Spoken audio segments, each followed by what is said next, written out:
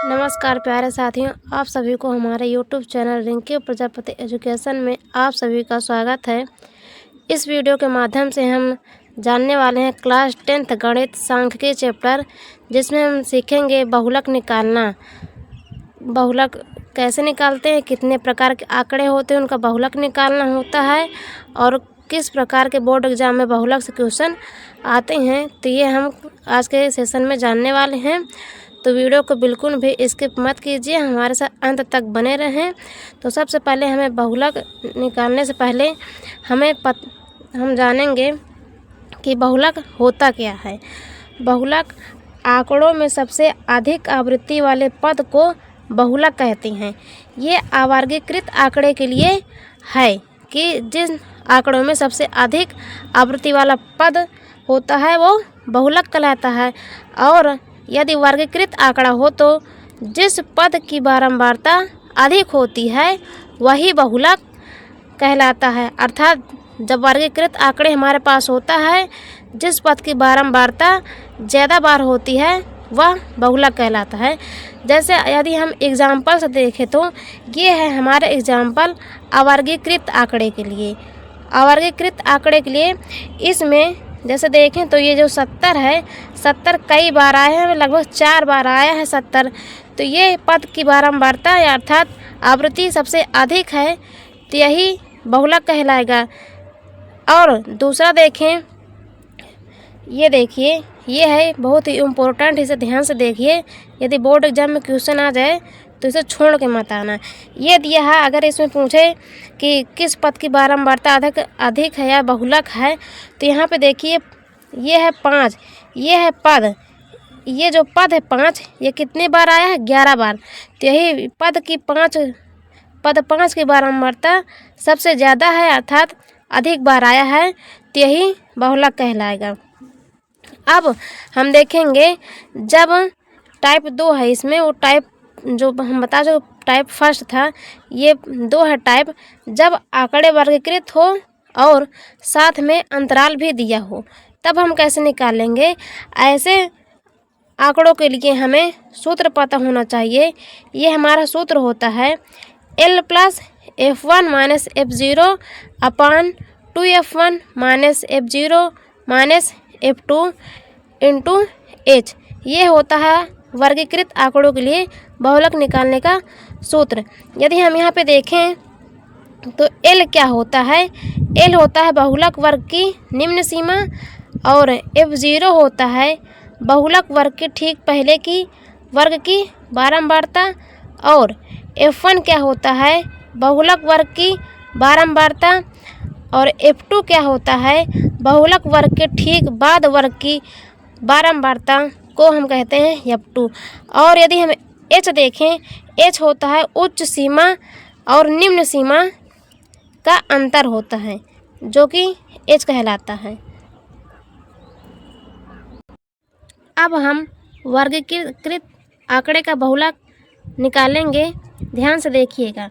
ये क्वेश्चन हमारे पास है कि निम्नलिखित सारणी किसी अस्पताल में एक विशेष में भर्ती हुए रोगियों की आयु को दर्शाता है।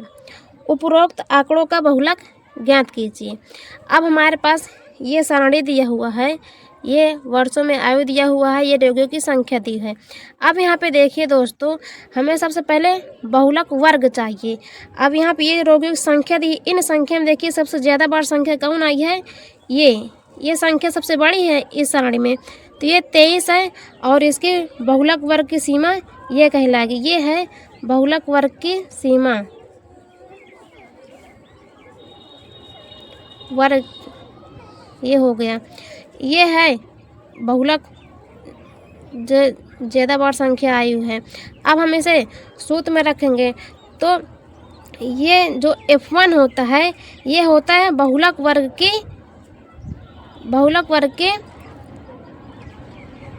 ये F1 होता है बहुलक वर्ग की संख्या होती है, बहुलक वर्ग जो ज़्यादा बार आता है ये है F1। और बहुलक वर्ग के पहले की सीमा, बहुलक वर्ग जो है इसके बाद की जो संख्या होती है ये होता है F0। और बहुलक वर्ग के ठीक बाद की बारंबारता जो होती है ये होती है F2। तो दोस्तों अब हमसे सीधा सीधा सूत्र रख देंगे। सबसे पहले हमें L निकालने। L क्या होता है? L बराबर होता है, ये होता है निम्न वर्ग की सीमा। निम्न वर्ग की सीमा ये हमारे पास है बहुलक वर्ग की सीमा। इसमें निम्न वर्ग की सीमा हो जाएगी 35। ये निम्न वर्ग की सीमा हो जाएगी, तो हम लिख देंगे 35। ये हो गया हमारा निम्न वर्ग की सीमा। और H हम निकालेंगे। H क्या होता है? निम्न वर्ग की सीमा और उच्च वर्ग की सीमा का अंतर। यह है हमारा बहुलक वर्ग की सीमा। यहाँ पे हम लिख देंगे ये 45 उच्च वर्ग की सीमा है और ये 35 निम्न वर्ग की सीमा है। इसका अंतर आ रहा है 10। ये हो गया हमारा H का मान। अब हम सीधे से यहाँ पे सूत्र पे रख देंगे सभी मानों को, बराबर लिखेंगे। यहाँ पे हम L का मान हमारे पास है 35, ये लिख देंगे 35 प्लस F1 का मान हमारे पास है 23 लिख देंगे, माइनस F0 का मान हमारे पास कितना है? 21 है, तो ये लिख देंगे 21। नीचे लिखेंगे, इसे कोष्टक बंद कर लेंगे।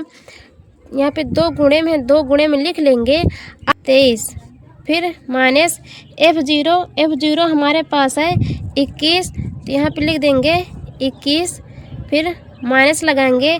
F2 हमारे पास कितना है? 14 है, तो यहाँ पे हम लिख देंगे 14। गुणे में हमारे पास H है, H का मान हमें कितना निकला है? 10 निकला हुआ है, तो हम इसे 10 लिख देंगे। अब आगे हम इसे सॉल्व कर लेंगे, तो ये हो जाएगा 35 प्लस 23 में जब 21 घट जाएगा तो बचेगा 2, और जब 23 का गुणा 2 में करेंगे तो हो जाएगा 46, माइनस 21 और 14 जुड़ जाएंगे, हो जाएगा 35। ये इतना हुआ, गुणे 10 लिख लेंगे। अब इसके आगे सॉल्व कर लेंगे।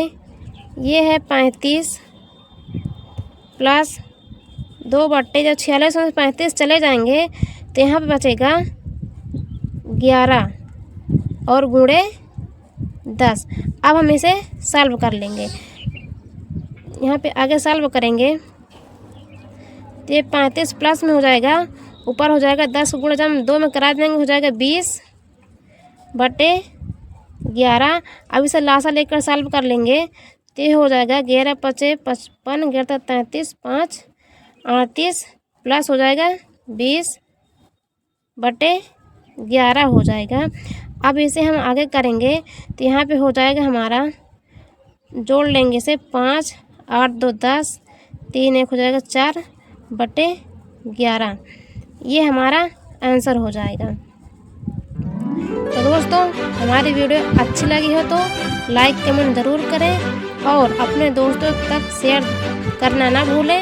यदि हमारे चैनल में नए हों तो चैनल को ज़रूर सब्सक्राइब करें। अब हम मिलते हैं अगले वीडियो में माध्यक के साथ। माध्यक निकालना सीखेंगे। आज के लिए इतना ही, धन्यवाद।